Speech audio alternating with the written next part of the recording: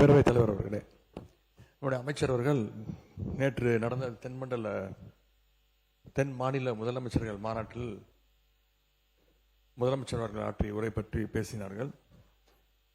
கடந்த 12ஆம் தேதி இதே சட்டமன்றத்தில் நாம் ஒரு அனைத்து கட்சி ஒத்துழைப்போடு ஒரு தீர்மானத்தை நிறைவேற்றிருக்கிறோம். அதில் மிக தெளிவாக 543 எம்பி சீட்ஸ் 543 எம்பி சீட்டை அப்படியே ஃப்ரீஸ் பண்ணணும் அப்படின்னு தான் அந்த தீர்மானத்தில் இடம்பெற்றிருக்கு. அந்த தீர்மானத்தை தான் நம்ம நிறைவேற்றிருக்கிறோம். ஆனால் நேற்றைக்கு நடந்த அந்த கூட்டத்தில் முதலமைச்சருடைய உரையில் இந்த 543 எம்பி சீட்டை ஃப்ரீஸ் பண்ண வேண்டும் அப்படின்னு எந்த இடத்துலையுமே இடம்பெறவில்லை என்பதை இந்த அவையினுடைய கவனத்திற்கு நான் எடுத்து வருகின்றேன். மாண்புமிகு சட்டத்துறை அமைச்சர். மாண்புமிகு பேரவைத் தலைவர் அவர்களே, சதன் கவுன்சில் மீட்டிங்ல இன்டர்ஸ்டேட் இஷ்யூ, சதன் கவுன்சிலிங் மீட்டிங்ல என்ன தேவையோ அது குறித்து மட்டும்தான் அங்கே பேச முடியும். ஏன்னா அது தவிர்த்து பேச முடியும். அது குறித்து நம்மளுடைய கருத்தை அங்கே வலியுறுத்தோம். அதுல என்னென்ன வேற மாதிரியான கோணங்களில் திசை திருப்பி வெளியிடப்பட்டதால் உடனடியாக வெளியே வந்து நான் அப்பவே வந்து பிரஸ் மீட்ல இது அந்த நிலைப்பாடு குறித்து, தமிழக அரசின் நிலைப்பாடு குறித்து அப்பவே கிளாரிஃபை பண்ணியாச்சு. இது அது கிளாரிஃபை பண்ணி கிட்டத்தட்ட 24 மணி நேரத்துக்கு மேல ஆயிடுச்சு. இந்த தமிழக அரசுடைய நிலைப்பாட்டை அப்பவே கிளாரிஃபை பண்ணியாச்சு.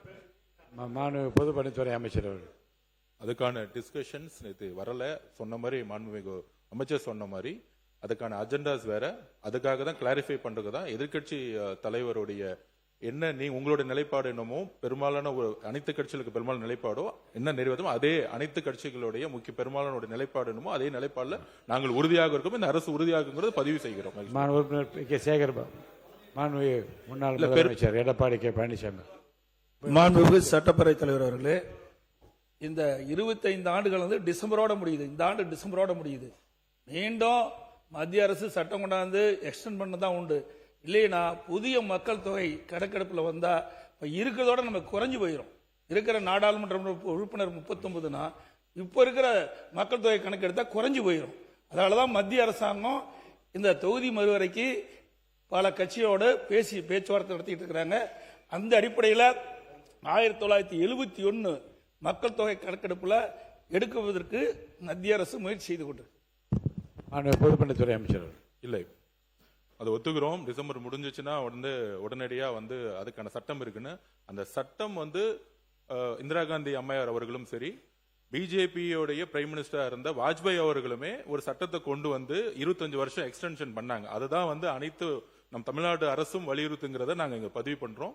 உறுதியாக அனைத்து மாநிலங்களும் வலியுறுத்தும் பொழுது ஒன்றிய அரசு செவிசாய்க்குங்கிற நம்பிக்கை இருக்குங்கிறத நாங்க பதிவு பண்றோம். எதிர்கட்சி தலைவர்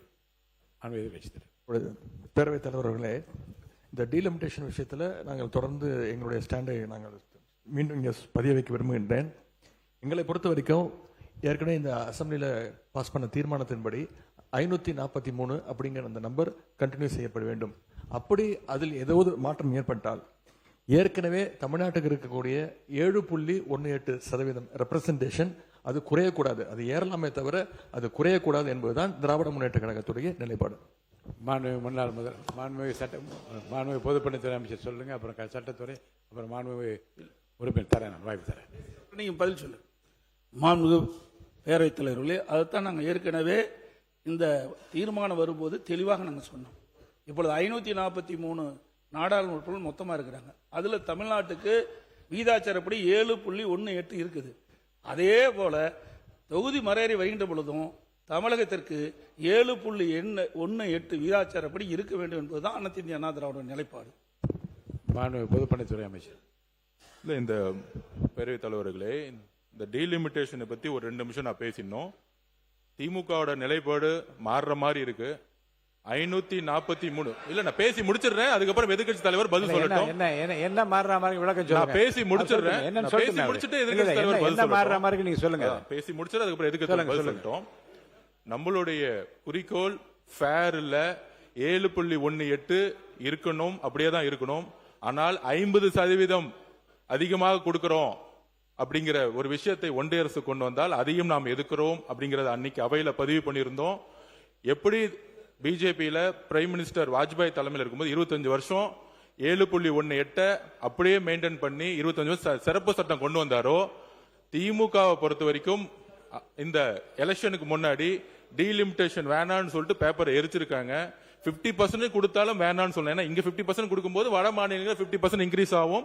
50% இன்க்ரீஸ் ஆகும்போது 5-6 மாநிலங்கள் சேர்ந்தாலே அரசியலுடைய நிலைப்பாடு வரக்கூடிய தேர்தல் காலங்களில் ஒரு கட்சிக்கான மாறுங்கிறது. திமுகவும் இதுதான் வலியுறுத்துச்சு. ஆளுங்கட்சியா இருக்கும் பொழுது ஒரு நிலைப்பாடும் இப்ப எடுக்க வேண்டிய தேவையில்லை. தமிழ்நாட்டில் அன்னைக்கு தெளிவா நம்மளுடைய முதலமைச்சருடைய தீர்மானம் ரொம்ப சிம்பிளான தீர்மானம். 543 நம்ம நிப்பாட்டணும்.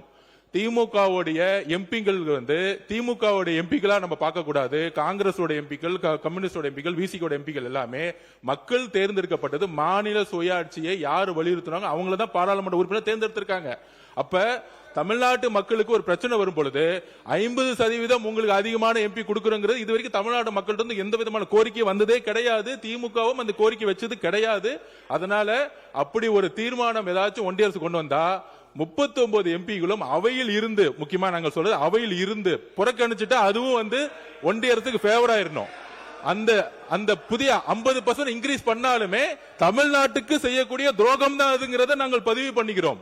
இப்ப 543 நிப்பாட்டுங்கிறது தான் எங்களுடைய முதலமைச்சரும் சரி, அரசும் சரி, அன்னைக்கு ஏற்ற தீர்மானமும் சரி. அதனால 7.18 தொடரணும். திரு வாஜ்பாய் அவர்கள் கொண்டு வந்த மாதிரி சிறப்பு சட்டம் கொண்டு வரணும் அப்படிங்கிற நிலைப்பாட்டில் தமிழக வெற்றி கழகம் சரி, எல்லா கட்சிகளும் ஒன்றிருக்கணுங்கிறத எங்களுடைய கோரிக்கை. தயவு செய்து திமுக மாநில சுயாட்சி வலியுறுத்திய அண்ணாவின் கொள்கை வழியில் இன்னும் 25 வருஷத்துக்கு கேட்கக்கூடிய இடத்துல மிகப்பெரிய கடமையும் பொறுப்பும் இருக்கு.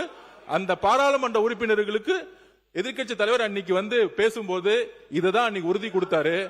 இன்றைக்கு 50% இன்க்ரீஸ் சொல்லும் பொழுது அதுக்குள்ள போய் தமிழ்நாட்டை அடமானம் வச்சுக்கூடாங்கிறத எங்களுடைய கோரிக்கை. மாண்புமிகு